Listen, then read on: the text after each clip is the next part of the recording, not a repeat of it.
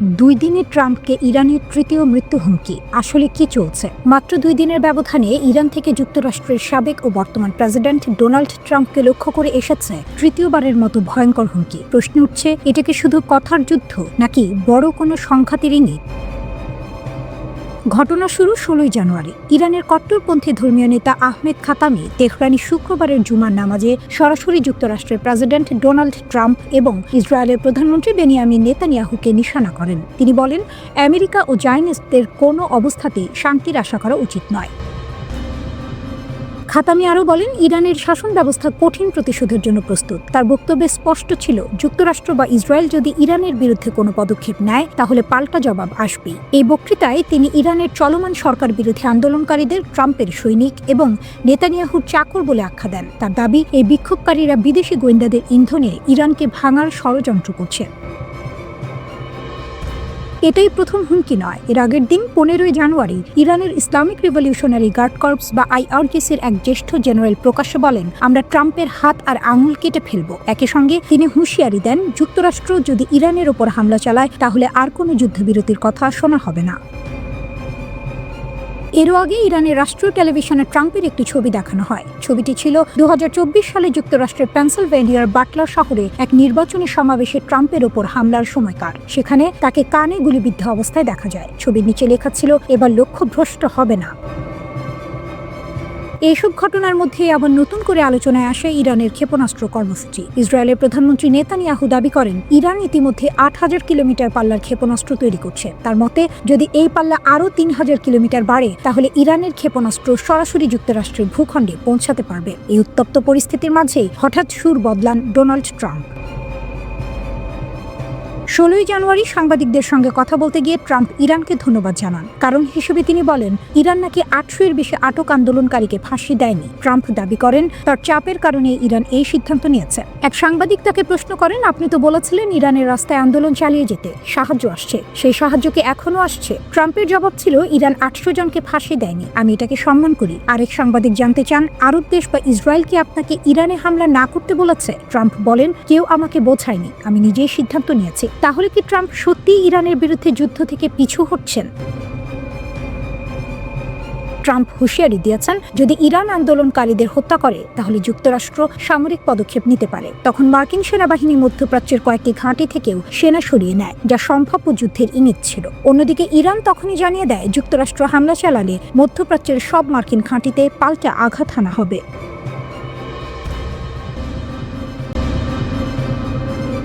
শক্তি, জেদ, অটলতা।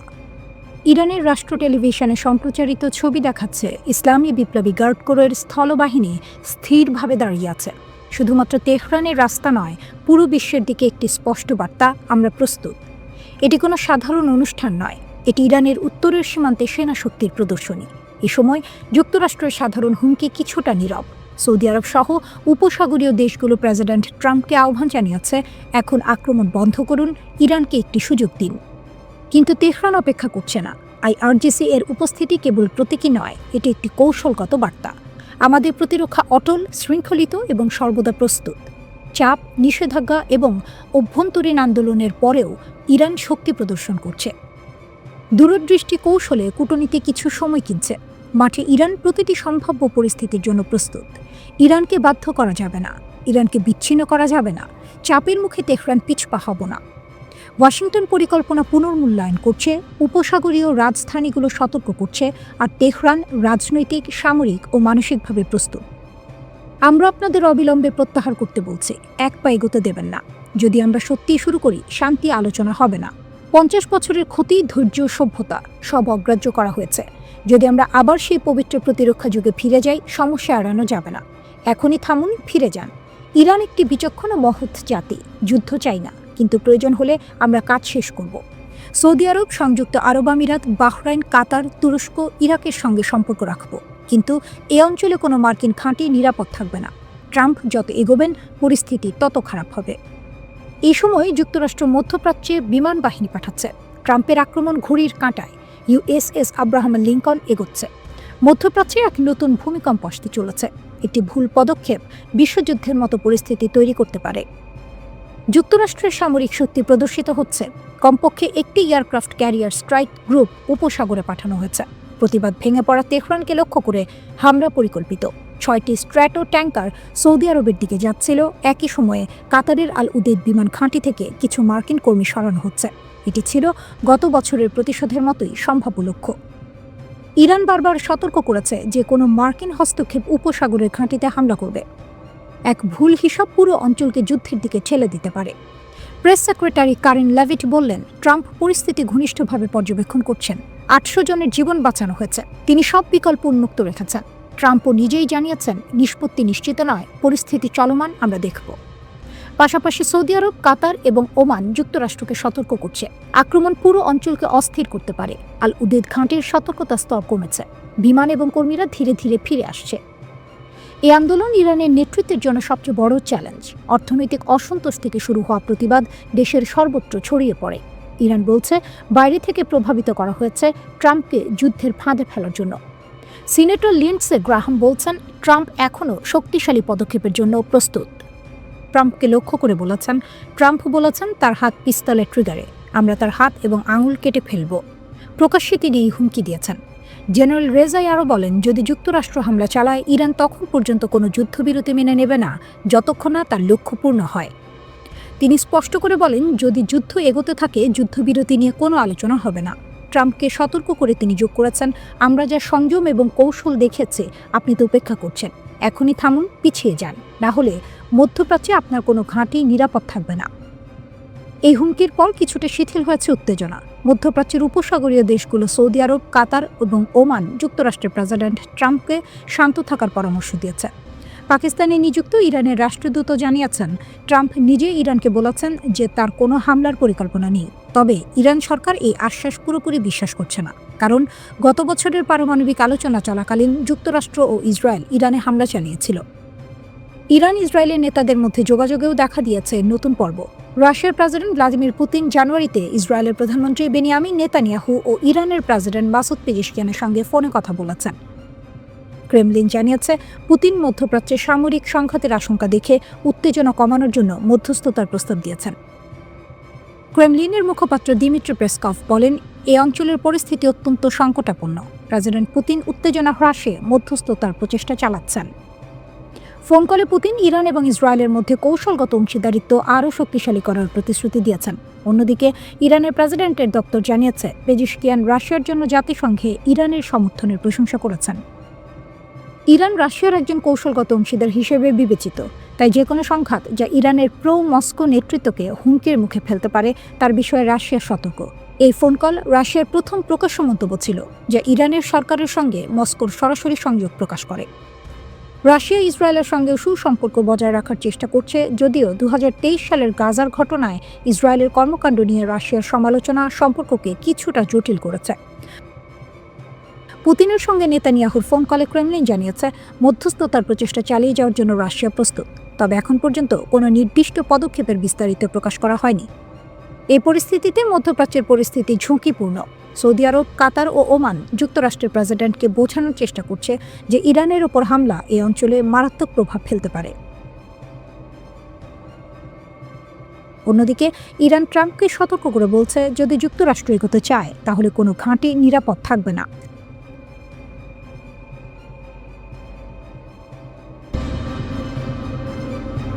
ইরান নিয়ে যুক্তরাষ্ট্রের পরবর্তী চাল কি? কেন হঠাৎ সতর্ক ইসরায়েল?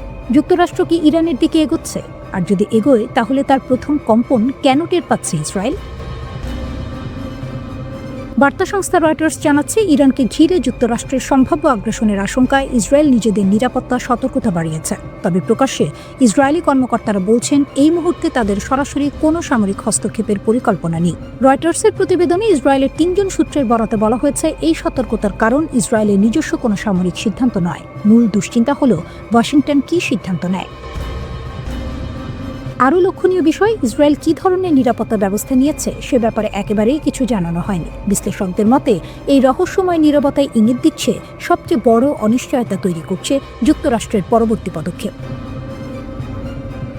ট্রাম্পের কথায় কেন অস্বস্তি? এই উত্তেজনার পেছনে বড় ভূমিকা রেখেছে যুক্তরাষ্ট্রের সাবেক প্রেসিডেন্ট ডোনাল্ড ট্রাম্পের সাম্প্রতিক বক্তব্য। তিনি ইরানের নেতৃত্বকে উদ্দেশ্য করে বলেছেন, চলমান অস্থিরতার সময় বিক্ষোভকারীদের বিরুদ্ধে শক্তি ব্যবহার করা উচিত নয়। একই সঙ্গে যোগ করেছেন, যুক্তরাষ্ট্র সহায়তা করতে প্রস্তুত।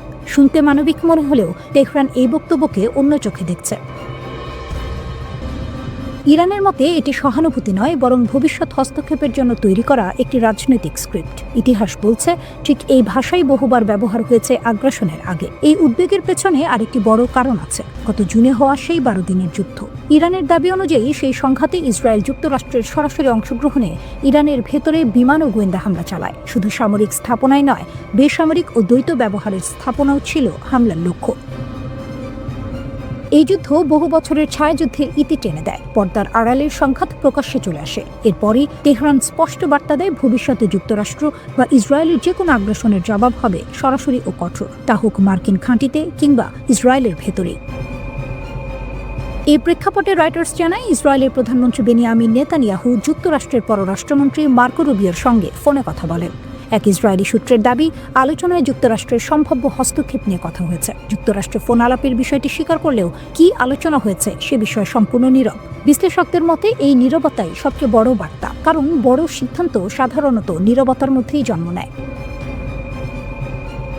ইরানের দাবি, বিক্ষোভকে অস্ত্রে পরিণত করা হয়েছে। ইরান স্বীকার করছে, পশ্চিমা নিষেধাজ্ঞার কারণে অর্থনৈতিক চাপে রয়েছে। সেই চাপ থেকেই মানুষের ক্ষোভ তৈরি হয়েছে। কিন্তু তেহরানের অভিযোগ, এই ক্ষোভকে পরিকল্পিতভাবে সহিংসতায় রূপ দেওয়া হয়েছে। ইরানি কর্তৃপক্ষ বলছে, ইসরায়েলের গোয়েন্দা সংস্থা মোসাদ সহ বিদেশি শক্তিগুলো বিক্ষোভে নাশকতা, অগ্নিসংযোগ ও সংগঠিত সহিংসতা ঢুকিয়ে দিয়েছে। সাম্প্রতিক গুপ্তচর গ্রেপ্তার ও নাশকতার ঘটনাগুলোকে তারা এই দাবির প্রমাণ হিসেবে তুলে ধরছে। ইরানের বিশ্লেষকদের প্রশ্ন খুব পরিষ্কার, ইসরায়েল কি সত্যিই নিরপেক্ষ? নেতানিয়াহু ট্রাম্পের সঙ্গে আলোচনায় ইরানের বিরুদ্ধে সামরিক চাপের বিষয়টি তুলেছেন, এমন খবর প্রকাশিত হয়েছে। তাই ইরানের চোখে এই সতর্কতা আসলে কৌশলগত নাটক, দ্বৈত বার্তার পুরনো খেলা। দ্য ইকোনমিস্ট এ দেয়া সাক্ষাৎকারে নেতানিয়াহু বলেছেন, ইরান যদি ইসরায়েলকে আক্রমণ করে তবে ভয়াবহ পরিণতি ভোগ করতে হবে। আবার একই সাক্ষাৎকারে তিনি বলেন, ইরানের ভেতরে কি হচ্ছে সেটি আমাদের দেখতে হবে। নিশ্চুপ বিশ্ব, শ্বাস আটকে আছে সবার। কারণ যুক্তরাষ্ট্র ও রাশিয়ার মধ্যে উত্তেজনা এমন এক পর্যায়ে পৌঁছেছে যা দুই পরাশক্তিকে ঠেলে দিচ্ছে সরাসরি সংঘাতের কিনারায়। নজর এখন উত্তর আটলান্টিক মহাসাগরের দিকে। এখানে একটি ভুল সিদ্ধান্তই বদলে দিতে পারে পুরো বিশ্বের নিরাপত্তা চিত্র। মস্কো ভীষণ ক্ষুব্ধ। রাশিয়া আনুষ্ঠানিকভাবে নিন্দা জানিয়েছে যুক্তরাষ্ট্রের সেই সিদ্ধান্তের, যেখানে একটি রুশ পতাকাবাহী তেল ট্যাঙ্কার মারিনারা জব্দ করা হয়েছে। রাশিয়ার ভাষায় এটি আন্তর্জাতিক আইনের চরম লঙ্ঘন এবং তাদের সার্বভৌমত্বের উপর সরাসরি আঘাত। রাশিয়ার পরিবহন মন্ত্রণালয় নিশ্চিত করেছে জাহাজটি সত্যিই আটক করা হয়েছে। একই সঙ্গে দেশটির পররাষ্ট্র মন্ত্রণালয় যুক্তরাষ্ট্রকে সতর্ক করে বলেছে, এই অভিযান জাতিসংঘের ল অফ দ্য সি কনভেনশনকে প্রকাশ্যে উপেক্ষা করেছে। এই আন্তর্জাতিক চুক্তি বিশ্বজুড়ে মুক্ত নৌ চলাচলের নিশ্চয়তা দেয়। রাশিয়া আরও জানায়, জাহাজটির ক্রুদের মধ্যে রুশ নাগরিক রয়েছেন। তাই তারা যুক্তরাষ্ট্রের কাছে দাবি জানিয়েছে, এই নাবিকদের মানবিক ও মর্যাদাপূর্ণ আচরণ নিশ্চিত করতে হবে, তাদের অধিকার লঙ্ঘন করা যাবে না এবং দ্রুত দেশে ফেরার পথে কোনো বাধা দেওয়া যাবে না। মস্কো স্পষ্ট করে দিয়েছে, তারা প্রতিটি পদক্ষেপ খুব কাছ থেকে পর্যবেক্ষণ করছে। বার্তাটি পরিষ্কার, হস্তক্ষেপ সহ্য করা হবে না। এই পরিস্থিতিতে উত্তর আটলান্টিকে উত্তেজনা ঘণ্টায় ঘণ্টায় বেড়েছে। ওয়াশিংটন ও মস্কোর মুখোমুখি অবস্থান ঢুকে পড়েছে এক বিপজ্জনক ও অস্থির অধ্যায়ে। এই নাটকীয় পরিস্থিতির পেছনের ঘটনা কি? যুক্তরাষ্ট্রের সামরিক বাহিনী নিশ্চিত করেছে, তারা উত্তর আটলান্টিকে একটি রুশ পতাকাবাহী তেল ট্যাঙ্কারের নিয়ন্ত্রণ নিয়েছে। অভিযোগ, আন্তর্জাতিক নিষেধাজ্ঞা ভঙ্গ। কয়েক সপ্তাহ ধরে গোপন নজরদারি ও ধাওয়া শেষে এই অভিযান চালানো হয়। জাহাজটির নাম এমভি ভেলা 1, যা মারিনারা নামেও পরিচিত। যুক্তরাষ্ট্রের ইউরোপীয় কমান্ড জানায়, একটি ফেডারেল আদালতের জারি করা পরোয়ানার ভিত্তিতে জাহাজটি আটক করা হয়েছে। মার্কিন কোস্টগার্ডের কাটার মনরো জাহাজটিকে ট্র্যাক করছিল। অভিযানে যুক্ত ছিল বিচার বিভাগ, হোমল্যান্ড সিকিউরিটি বিভাগ এবং নতুন নাম দেওয়া ডিপার্টমেন্ট অফ ওয়ার, যা আগে ডিপার্টমেন্ট অফ ডিফেন্স নামে পরিচিত ছিল। মার্কিন কর্মকর্তাদের দাবি, মারিনারা তথাকথিত শ্যাডো ফ্লিট এর অংশ। এই নেটওয়ার্ক ব্যবহার করে ভেনেজুয়েলা, রাশিয়া ও ইরানের মতো নিষেধাজ্ঞাপ্রাপ্ত দেশগুলো গোপনে তেল পরিবহন করে। ডিসেম্বরে ক্যারিবিয়া অঞ্চলে জাহাজটি ধরার চেষ্টা ব্যর্থ হয়েছিল। পরে সেটি আটলান্টিকে ঢুকে পড়ে। রয়টার্স জানায় এই জাহাজটি যুক্তরাষ্ট্রের ভেনেজুয়েলা ভিত্তিক তেল অবরোধ ব্যবস্থার ফাঁক গলে বেরিয়ে এসেছিল। মার্কিন প্রতিরক্ষামন্ত্রী পিট হেজেথ স্পষ্ট করে বলেন, নিষেধাজ্ঞাপ্রাপ্ত ভেনেজুয়েলার তেলের উপর অবরোধ বিশ্বের যে কোনো প্রান্তেই কার্যকর থাকবে। রাশিয়ার রাষ্ট্রীয় গণমাধ্যম আরটি জানায়, হেলিকপ্টার ব্যবহার করে মার্কিন সেনারা জাহাজে ওঠে। তাদের দাবি, কয়েক সপ্তাহ ধরে জাহাজটি অনুসরণ করা হচ্ছিল এবং একাধিকবার খারাপ আবহাওয়ার কারণে অভিযান স্থগিত করতে হয়। এক পর্যায়ে মারিনারা আইসল্যান্ডের বিশেষ অর্থনৈতিক অঞ্চলের খুব কাছাকাছি চলে যায়, যা পরিস্থিতিকে আরও স্পর্শকাতর করে তোলে। রয়টার্স পরে জানায়, ওই সময় আশেপাশে একটি রুশ সাবমেরিন ও একটি নৌযানও অবস্থান করছিল। যদিও সরাসরি সংঘর্ষ হয়নি, তবু পটভূমি ছিল ভয়ঙ্কর। আফগানিস্তানের মাইদান ওয়ারদাক প্রদেশে একটি অজ্ঞাত পরিচয়ের মানববিহীন আকাশযান বা ড্রোন ভেঙে পড়েছে। স্থানীয় গণমাধ্যমের প্রতিবেদনে বলা হচ্ছে, এই ড্রোনটি সম্ভবত যুক্তরাষ্ট্রের তৈরি MQ-9 রিপার। ঘটনাটি ঘটেছে প্রাদেশিক রাজধানী মাইদান শার শহরের কাছাকাছি এলাকায়। এখন পর্যন্ত তালেবান সরকারের পক্ষ থেকে এ বিষয়ে কোনো আনুষ্ঠানিক বিবৃতি দেওয়া হয়নি। তবে সামাজিক যোগাযোগ মাধ্যমে ইতিমধ্যেই ধ্বংসাবশেষের ছবি ছড়িয়ে পড়েছে। এসব ছবি মূলত তালেবানপন্থী অ্যাকাউন্টগুলো শেয়ার করেছে। ছবিতে দেখা যাচ্ছে তুষারে ঢাকা একটি পাহাড়ি ঢালে ড্রোনটির বিকৃত ধাতব অংশ পড়ে আছে। ড্রোনটি কিভাবে ভেঙে পড়ল তা এখনো পরিষ্কার নয়। বিভিন্ন সূত্র থেকে ভিন্ন ভিন্ন তথ্য আসছে। কেউ বলছে এটি যান্ত্রিক ত্রুটির কারণে বিধ্বস্ত হয়েছে, আবার কেউ কেউ দাবি করছে ড্রোনটিকে গুলি করে ভূপাতিত করা হয়েছে। যদি এটি সত্যি MQ-9 রিপার হয়ে থাকে, তাহলে ঘটনাটি অত্যন্ত গুরুত্বপূর্ণ, কারণ 2021 সালের অগাস্টে আফগানিস্তান থেকে মার্কিন সেনা প্রত্যাহারের পর এই প্রথম এমন কোনো ড্রোন হারানোর ঘটনা ঘটল। প্রতিবেদন অনুযায়ী ড্রোনটি একটি নিয়মিত নজরদারি মিশনে ছিল। এটি আফগান আকাশসীমার ভেতরে উঠছিল এবং কাতারের আল উদেইদ এয়ারবেস থেকে রিমোট কন্ট্রোলের মাধ্যমে পরিচালিত হচ্ছিল। তবে ড্রোনটি ঠিক কোন পথ ধরে আফগানিস্তানে প্রবেশ করেছিল তা এখনও জানা যায়নি। মাইদান ওয়ারদাক প্রদেশ কাবুলের খুব কাছাকাছি হওয়ায় অনেকেই মনে করছেন পাকিস্তান হয়ে ড্রোনটি ঢুকতে পারে। তালেবান সরকার আগেও একাধিকবার দাবি করেছে তাদের আকাশসীমা এখনও পুরোপুরি তাদের নিয়ন্ত্রণে নেই এবং বিদেশি নজরদারি উড়ানো অব্যাহত রয়েছে। গত বছর তালেবানের মুখপাত্র জাবিহুল্লাহ মুজাহিদ বলেছিলেন, মার্কিন ড্রোন এখনও আফগানিস্তানের আকাশে উঠছে এবং এগুলো প্রতিবেশী দেশগুলোর মাধ্যমে প্রবেশ করছে। তিনি কাবুলের সবচেয়ে কাছের প্রতিবেশী হিসেবে পাকিস্তানের কথা উল্লেখ করেন। যদিও যুক্তরাষ্ট্র কাতারের মতো দূরবর্তী ঘাঁটি থেকেও এসব ড্রোন পরিচালনা করে। ওই দাবির কয়েকদিনের মধ্যেই যুক্তরাষ্ট্র জানায়, আফগান আকাশসীমায় নজরদারি ফ্লাইট সম্পর্কে তাদের কাছে কোনো তথ্য নেই। এর আগেও তালেবান পাকিস্তানের বিরুদ্ধে অভিযোগ করেছে যে তারা মার্কিন ড্রোনকে তাদের আকাশসীমা ব্যবহার করতে দিচ্ছে। পাকিস্তান বরাবরই এসব অভিযোগ অস্বীকার করে এসেছে। দুই দেশের মধ্যে উত্তেজনা আরও বেড়ে যায় 2024 সালের ডিসেম্বরের শেষ দিকে, যখন পাকিস্তান তালেবান লক্ষ্যবস্তুতে বিমান হামলা চালায়। এরপর 2025 সালের অক্টোবর মাসে আবার সংঘর্ষ হয় এবং দুই দেশের সীমান্ত ক্রসিং বন্ধ করে দেওয়া হয়। পাকিস্তান অভিযোগ করে তালেবান তেহরিক-ই-তালেবান পাকিস্তান নামের জঙ্গি গোষ্ঠীকে সমর্থন দিচ্ছে, যার ফলে পাকিস্তানে সহিংসতা বেড়েছে। তালেবান এসব অভিযোগ প্রত্যাখ্যান করে উল্টো ইসলামাবাদের বিরুদ্ধে হস্তক্ষেপের অভিযোগ তোলে এবং পাকিস্তানকে নিজেদের সমস্যার জন্য দায়ী করে। এই ঘটনায় সবচেয়ে বেশি আলোচনায় এসেছে MQ-9 রিপার ড্রোনটি। এটি বিশ্বের সবচেয়ে বেশি ব্যবহৃত যুদ্ধ ড্রোনগুলোর একটি। প্রতিটি ড্রোনের মূল্য প্রায় $15 কোটি। 2023 থেকে 2024 সালের মধ্যে ইয়েমেনের হুথি বাহিনী অন্তত 10টির বেশি MQ-9 রিপার ভূপাতিত করেছে বলে জানা যায়। ড্রোনটি প্রথম 2007 সালে ব্যবহার শুরু হয়। কম খরচে প্রশিক্ষণ ও পরিচালনার সুবিধার কারণে এটি জনপ্রিয় হয় এবং মানবচালিত যুদ্ধ বিমানের তুলনায় অনেক কম খরচে। নতুন একটি গোয়েন্দা তথ্য সামনে এসেছে। এতে বলা হচ্ছে, ইরানের সর্বোচ্চ নেতা আয়াতুল্লাহ আলী খামেনি হয়তো ইতিমধ্যেই দেশ ছাড়ার প্রস্তুতি নিচ্ছেন। টাইমসের প্রতিবেদনে বলা হয়েছে, যদি বিক্ষোভ এতটাই তীব্র হয় যে তার ক্ষমতার নিয়ন্ত্রণ ভেঙে পড়তে শুরু করে, তাহলে খামেনির একটি বিকল্প পালানোর পরিকল্পনা রয়েছে। 86 বছর বয়সী এই নেতা নাকি তেহরান ছাড়তে প্রস্তুত থাকবেন। সঙ্গে থাকবে তার খুব ঘনিষ্ঠ একটি ছোট দল। এই দলে সর্বোচ্চ 20 জন থাকতে পারে, যাদের মধ্যে রয়েছেন তার পরিবার, ঘনিষ্ঠ সহকারী এবং তার ছেলে ও সম্ভাব্য উত্তরসূরি মোস্তফা খামেনি। গোয়েন্দা সূত্র বলছে, যদি নিরাপত্তা বাহিনী আদেশ মানতে অস্বীকৃতি জানায়, দল ত্যাগ শুরু করে বা ভেঙে পড়ে, তাহলে এই পরিকল্পনা কার্যকর হবে। আর সম্ভাব্য গন্তব্য হিসেবে উঠে এসেছে একটি নাম, মস্কো। সাবেক ইসরায়েলি গোয়েন্দা কর্মকর্তা বেনি সাপ্তি টাইমসকে বলেন, বাস্তবে খামেনির যাওয়ার মতো আর কোনো জায়গা নেই। তিনি রুশ প্রেসিডেন্ট ভ্লাদিমির পুতিনকে শ্রদ্ধা করেন এবং তেহরান ও মস্কোর মধ্যে রাজনৈতিক সম্পর্ক খুব গভীর।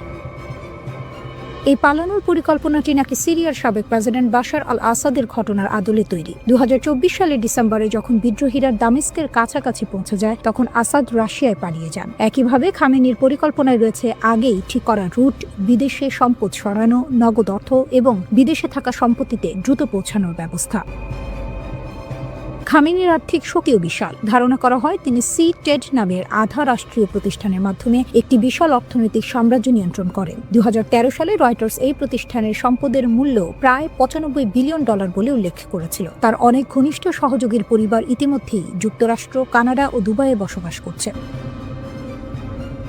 এই তথ্যগুলো সামনে এসেছে এমন এক সময় যখন ইরানে বিক্ষোভ চলছে। এর মূল কারণ অর্থনৈতিক বিপর্যয়, ভয়াবহ মূল্যস্ফীতি এবং সাধারণ মানুষের ক্ষোভ। তেহরান ছাড়াও বহু শহরে বিক্ষোভ ছড়িয়ে পড়েছে, এমনকি পবিত্র শহর কোমেও। গত বছরের 12 দিনের ইসরায়েল যুদ্ধের পর থেকে খামেনিকে শারীরিক ও মানসিকভাবে দুর্বল বলা হচ্ছে। ওই যুদ্ধে ইরানের বহু মিত্র শক্তি ক্ষতিগ্রস্ত হয়। তখন খামেনি দিনের পর দিন বাংকারে লুকিয়েছিলেন, কারণ ইসরায়েলি হামলায় বহু শীর্ষ রেভলিউশনারি গার্ড কমান্ডার নিহত হন। বিশ্লেষকরা বলছেন, এতে তার মধ্যে বেঁচে থাকার প্রবল মানসিকতা আরও গভীর হয়েছে। তিনি খুব কম জনসম্মুখে আসছেন এবং চলমান বিক্ষোভ নিয়ে প্রায় নীরব। তবে গোয়েন্দারা বলেন, কঠোর আদর্শবাদী হলেও খামেনি বাস্তববাদী। ক্ষমতা টিকিয়ে রাখতে প্রয়োজনে তিনি পিছু হটতেও প্রস্তুত। 1939 সালে মাশহাদে জন্ম নেয়া খামেনি একদিন বিপ্লবী কর্মী থেকে রাষ্ট্রপতি এবং পরে সর্বোচ্চ নেতা হন। যুক্তরাষ্ট্রের হুঁশিয়ারি আর ভেতরের অস্থিরতার মাঝে এখন প্রশ্ন একটাই, খামেনি ক্ষমতায় টিকে থাকবেন নাকি একদিন পালাতে বাধ্য হবেন? খামেনি বলেন, আমরা বিক্ষোভকারীদের সঙ্গে কথা বলি, কর্মকর্তাদেরও কথা বলা উচিত, কিন্তু দাঙ্গাবাজদের সঙ্গে কথা বলা অর্থহীন। এটা শত্রুর ষড়যন্ত্র, আমরা হার মানব না। ইরানে তো প্রতিবাদে মানুষ মারা গেছে। আপনি বলেছিলেন আমরা লকড অ্যান্ড লোডেড, মানে প্রস্তুত। তাহলে সেই সীমারেখাটা কোথায় যেখানে যুক্তরাষ্ট্র এই প্রতিবাদে সরাসরি জড়াবে? এই প্রশ্নের উত্তরে যুক্তরাষ্ট্র বলে তারা বিষয়টি দেখছে, খুব কাছ থেকে নজর রাখছে। যদি আগের মতো মানুষ হত্যা শুরু হয়, তাহলে ইরানকে খুব কঠোরভাবে জবাব দিতে হবে, এমনই ইঙ্গিত দেওয়া হয়। এরই মধ্যে ইরানের ভেতরে সরকার ঘোষণা দেয় 20 মে থেকে একটি পরিকল্পনা কার্যকর হবে। জনগণের জন্য নির্দিষ্ট অঙ্কের টাকা জমা দেওয়া হয়েছে, যাতে মানুষ মাসে মাসে তা দিয়ে প্রয়োজনীয় জিনিস কিনতে পারে। এই অর্থ জনগণকে দেওয়ার নির্দেশ দেওয়া হয়েছে এবং সরকার দাবি করছে সব ইরানি নাগরিকই এই অর্থ পেয়েছে। কিন্তু বাস্তবতা ভিন্ন। বিদেশি মুদ্রার দাম অনিয়ন্ত্রিতভাবে বাড়ছে, বিনিময় হারের কোনো স্থিরতা নেই, প্রতিদিন দাম ওঠানামা করছে। এর ফলে ব্যবসায়ী ও দোকানদাররা কাজ করতে পারছেন না। সরকারের দাবি, এটা স্বাভাবিক নয়, এটা শত্রুপক্ষের কাজ। সরকার বলছে শত্রুরা টাকা দিয়ে বা উস্কানি দিয়ে কিছু লোককে ব্যবসায়ীদের পেছনে লাগিয়েছে, যারা ইসলাম, ইরান এবং ইসলামী প্রজাতন্ত্রের বিরুদ্ধে স্লোগান দিচ্ছে। সরকারের ভাষায় এখানে একটি পার্থক্য আছে। তারা বলে প্রতিবাদকারীদের সঙ্গে কথা বলা যায়, কর্মকর্তাদের উচিত তাদের কথা শোনা, কিন্তু দাঙ্গাবাজদের সঙ্গে কথা বলে কোনো লাভ নেই। দাঙ্গাবাজদের কঠোরভাবে দমন করতে হবে, শত্রুর সামনে মাথা নত করা হবে না। জনগণের সমর্থনে শত্রুকে হাঁটু গেড়ে বসতে বাধ্য করা হবে, এটাই সরকারের অবস্থান। ইরানের সর্বোচ্চ নেতা আয়াতুল্লাহ আলী খামেনি যখন বলেন আমরা শত্রুর কাছে মাথা নত করব না, তখন বিশ্বের অন্যতম প্রভাবশালী প্রযুক্তি উদ্যোক্তা ইলন মাস্ক প্রকাশ্যে পাল্টা জবাব দেন, ইন ইয়োর ড্রিমস। এই মন্তব্য সামাজিক মাধ্যমে ঝড় তোলে। কিন্তু ইরানের ভেতরে বিষয়টি শুধু কথার লড়াই নয়, দেশ জুড়ে প্রতিবাদ ছড়িয়ে পড়ার সঙ্গে সঙ্গে খামেনি আরও কঠোর হন। তিনি প্রতিবাদকারীদের নাগরিক নয়, বরং দাঙ্গাবাজ বলে আখ্যা দেন। নিরাপত্তা বাহিনীকে নির্দেশ দেন দমন করতে। তিনি বিদেশি শক্তিকে দায়ী করেন এবং বলেন ইরান পিছু হটবে না। বাজারের ব্যবসায়ীরা ঐতিহাসিকভাবে ইসলামী ব্যবস্থার সমর্থক বলে সরকার দাবি করে। সরকার স্বীকার করে ব্যবসায়ীদের অভিযোগ পুরোপুরি ভুল নয়। মুদ্রার অবমূল্যায়ন, ডলারের অস্থির দাম ব্যবসা করা অসম্ভব করে তুলেছে। কিন্তু সরকারের অভিযোগ, এই বৈধ ক্ষোভকে কাজে লাগিয়ে কিছু শক্তি দেশ অস্থিতিশীল করতে চাইছে। এটাকে তারা সম্পূর্ণ অগ্রহণযোগ্য বলে ঘোষণা করে। এই আন্দোলন ছড়িয়ে পড়েছে 25টি প্রদেশের 60টি শহরের 170টির বেশি স্থানে। কুর্দি রাজনৈতিক গোষ্ঠীগুলো দেশ জুড়ে ধর্মঘটের ডাক দিচ্ছে। আন্তর্জাতিক প্রতিক্রিয়াও বাড়ছে। ইউরোপীয় ইউনিয়ন সংযম দেখাতে বলছে, সংলাপ চাচ্ছে।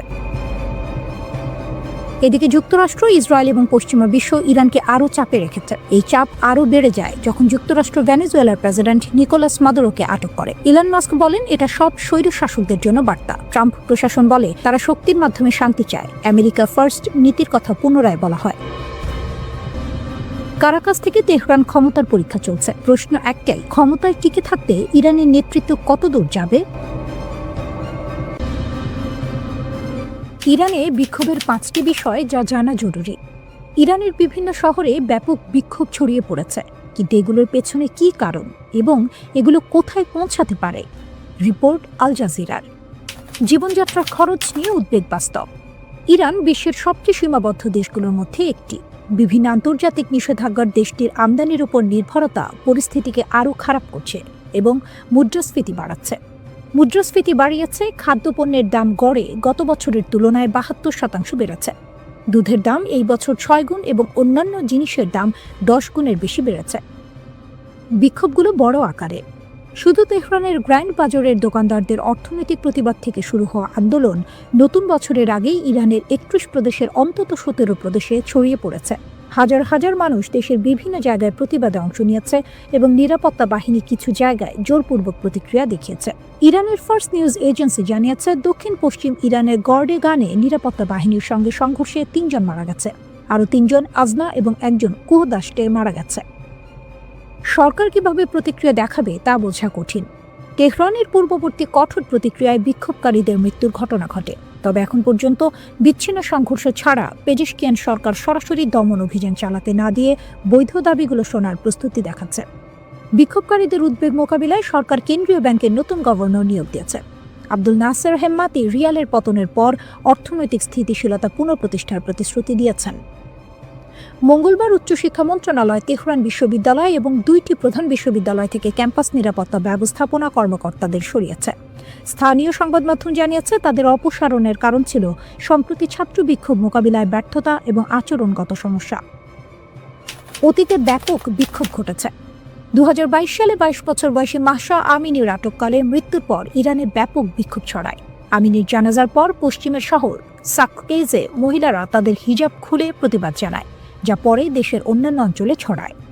সরকারের নিষ্ঠুর প্রতিক্রিয়ায় হাজার হাজার মানুষ গ্রেপ্তার হয়েছে, টিয়ার গ্যাস এবং গুলি ব্যবহার করা হয়েছে এবং মানবাধিকার সংস্থার মতে শতাধিক মানুষ অবৈধভাবে নিহত হয়েছে। 2024 সালে জাতিসংঘের বিশেষজ্ঞদের তদন্তে সরকারের প্রতিক্রিয়াকে মানবতার বিরুদ্ধে অপরাধ হিসেবে চিহ্নিত করা হয়েছে, যা তেহরান কর্তৃপক্ষ মিথ্যা এবং পক্ষপাতমূলক বলে অস্বীকার করেছে। মোরালিটি পুলিশ 2022 সালের ডিসেম্বর সাময়িকভাবে স্থগিত করা হয়, তবে পরের বছর পুনরায় প্রতিষ্ঠা করা হয়। তবে হিজাবের নিয়মাবলী এখন তুলনামূলকভাবে শিথিল। বিক্ষোভ আরও তীব্র হতে পারে। মার্কিন প্রেসিডেন্ট ডোনাল্ড ট্রাম্প বিক্ষোভ নিয়ে মন্তব্য করেছেন। তিনি বলেছেন, ইরান যদি শান্তিপ্রিয় প্রতিবাদীদের হত্যা করে, আমেরিকা তাদের উদ্ধার করবে। আমরা প্রস্তুত এবং লকড অ্যান্ড লোডেড। ইসরায়েলি পররাষ্ট্র মন্ত্রণালয় তাদের ফার্সি সোশ্যাল মিডিয়ায় প্রাক বিপ্লবী ইরানি প্রতিকৃতি পোস্ট করেছে, যেখানে সিংহ সূর্যের ওপর হাত রেখে ঘড়ির দিকে তাকাচ্ছে। পোস্টে লেখা ছিল, অন্ধকারের বিরুদ্ধে লড়তে ইরানি সিংহ ও সিংহিনীর উদয়। রিপোর্ট অনুযায়ী ট্রাম্প এবং ইসরায়েলি প্রধানমন্ত্রী বেনিয়ামিন নেতানিয়াহু আরও হামলা এবং লেবাননের হিজবুল্লাহকে টার্গেট করার আলোচনা করেছেন। ইরান জানিয়ে দিয়েছে, ইসলামিক রিপাবলিক অফ ইরানের ওপর যে কোনো নির্মম আগ্রাসনের উত্তর হবে কঠোর এবং প্রতিরোধমূলক। নিউ ইয়র্ক, বরফের শহর, ইতিহাসের শহর, আর এখন রাজনীতির নতুন মানচিত্র। 2026 সালের প্রথম সকাল। ক্যালেন্ডারের পাতা উল্টেছে, কিন্তু নিউ ইয়র্কে বদলেছে তার চেয়েও বেশি কিছু। লোয়ার ম্যানহাটনের সিটি হলের সামনে দাঁড়িয়ে এক তরুণ রাজনীতিক বলছেন, আজ থেকে আমাদের জন্য শুরু হচ্ছে এক নতুন অধ্যায়। এই কণ্ঠস্বর জোহরান মামদানি, 34 বছর বয়সী এক গণতান্ত্রিক সমাজতন্ত্রী, নিউ ইয়র্কের প্রথম মুসলিম মেয়র। আর সেই মানুষটি যিনি শপথ নেওয়ার কয়েক ঘন্টার মধ্যে ইসরায়েলপন্থী একটি নির্বাহী আদেশ বাতিল করে বুঝিয়ে দিলেন, এটি শুধু ক্ষমতা বদলের গল্প নয়, এটি দৃষ্টিভঙ্গির সংঘর্ষ। হিমাঙ্কের নিচে তাপমাত্রা -10 ডিগ্রি। তবু হাজার হাজার মানুষ জড়ো হয়েছিল সিটি হলের সামনে, কেউ পতাকা হাতে, কেউ সন্তান কোলে, কেউ আবার কেবল ইতিহাসের সাক্ষী হতে। নিউ ইয়র্ক যেন সেদিন আরেকবার প্রমাণ করল, এই শহর কেবল ইট পাথরের নয়, এই শহর মানুষের। পবিত্র কোরআন ছুঁয়ে শপথ নিলেন মামদানি। মুহূর্তটি ছিল প্রতীকী, কিন্তু বার্তাটি ছিল রাজনৈতিক। নিউ ইয়র্কের ইতিহাসে প্রথমবার একজন মুসলিম মেয়র শুধু ক্ষমতায় এলেন না, তিনি নিজের পরিচয় নিয়েই এলেন। শপথের পর তার ভাষণ ছিল নরম কণ্ঠে উচ্চারণ করা এক রাজনৈতিক বজ্রপাত। তিনি বললেন, আমাকে বলা হয়েছিল মানুষের প্রত্যাশা কমিয়ে রাখতে, আমি তা করব না। আমি ছোট প্রত্যাশার রাজনীতি বদলাতে এসেছি। এই একটি বাক্যে বোঝা গেল নতুন মেয়রের দর্শন কি। মামদানির রাজনীতি সুবিধার নয়, সাহসের। বিনামূল্যে বাস সেবা, সাশ্রয়ী ভাড়া, শিশু পরিচর্যা, এসব কাগজে প্রতিশ্রুতি নয়, বরং নিউ ইয়র্কের শ্রমজীবী মানুষের দৈনন্দিন জীবনের প্রশ্ন। আর সেই কারণেই হাজার হাজার মানুষ শীতে দাঁড়িয়ে হাততালি দিয়েছে, স্লোগান তুলেছে। এই অভিষেক শুধু একটি অনুষ্ঠান ছিল না, এটি ছিল এক ধরনের গণজমায়েত। প্রথমবারের মতো ব্লক পার্টি। মারে স্ট্রিট থেকে লিবার্টি স্ট্রিট, 7টি ব্লক জুড়ে মানুষ, 4,000 নিবন্ধিত অতিথি, আর বাকিরা ইতিহাসের অতিথি। বাংলাদেশে বংশোদ্ভূত নিউ ইয়র্কবাসীরাও ছিলেন সেখানে। তাদের চোখে ছিল আশা, এই শহরে তাদের কণ্ঠস্বর আরও দৃশ্যমান হবে। কিন্তু মামদানির যাত্রা শুরু হলো আরও স্পষ্ট বার্তা দিয়ে। অভিষেকের কয়েক ঘন্টার মধ্যেই তিনি বাতিল করলেন সাবেক মেয়র এরিক অ্যাডামসের জারি করা সব নির্বাহী আদেশ, বিশেষ করে সেই নির্দেশনা যেখানে মেয়র কার্যালয়ের কর্মকর্তাদের ইসরায়েল বর্জন বা বিনিয়োগ প্রত্যাহার আন্দোলন থেকে দূরে থাকার কথা বলা হয়েছিল। এই সিদ্ধান্ত শুধু প্রশাসনিক নয়, এটি আদর্শিক। এটি বলছে নিউ ইয়র্ক সিটি আর কোনো নির্দিষ্ট পররাষ্ট্রনৈতিক অবস্থানের দাস নয়। এটি বলছে মেয়র কার্যালয় এখন মত প্রকাশের স্বাধীনতার বিপক্ষে দাঁড়াবে না। এই পদক্ষেপের সমর্থক যেমন উচ্ছ্বসিত, সমালোচক তেমনি সতর্ক। চ্যালেঞ্জটির সামনে পাহাড় সম, 1 কোটি মানুষের শহর, 10 লাখ বাড়িতে বিনামূল্যের সেবা, প্রয়োজন প্রায় $1,000 কোটি। মামদানি বলছেন ধনীদের ওপর কর বাড়বে, কিন্তু সেই সিদ্ধান্ত বাস্তবায়নের জন্য তাকে পেতে হবে গভর্নর ক্যাথি হোকুলের সমর্থন।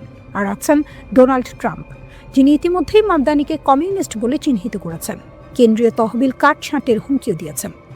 তবু রাজনীতির নাটকীয়তায় চমক আছে। হোয়াইট হাউসের সাক্ষাতে ট্রাম্পই বললেন, আমি চাই তিনি ভালো কাজ করুন, আর আমি সাহায্য করব। এই দ্বন্দ্ব, এই অনিশ্চয়তা, এই প্রত্যাশা, সব মিলিয়েই মামদানির নিউ ইয়র্ক।